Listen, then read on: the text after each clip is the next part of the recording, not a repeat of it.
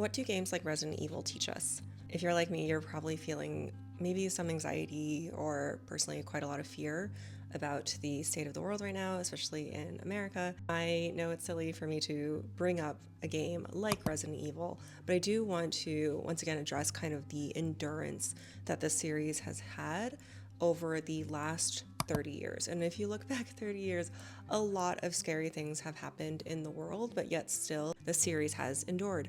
And of course, it was a little shaky for a little bit. Now, why does a series like Resident Evil stick with us so much? And I think there's some obvious reasons. I think it has a very clear point of view. There are bad guys who do bad things, like almost comically evil.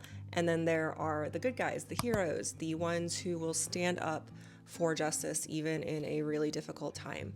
At its core too, I think the fear that you feel playing a Resident Evil game is the reason why it has endured. In video games and in movies where we are able to experience fear in a safe, contained environment and watch the characters overcome it, I think helps us process really difficult scenarios and almost prepare in a way for something that is almost too horrifying to imagine. There's this amazing series in the New York Times from 2024 where they had a few major horror authors write about the idea or the concept of fear.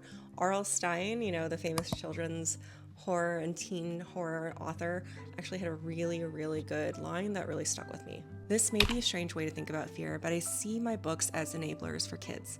The goal isn't to terrify them. I want to give them a creepy adventure where they confront monsters or ghosts or vampires or alien creatures and triumph over them. Fear is the enabler of the win because, and here's the secret most people don't realize, all of his books have one thing in common, which is a happy ending.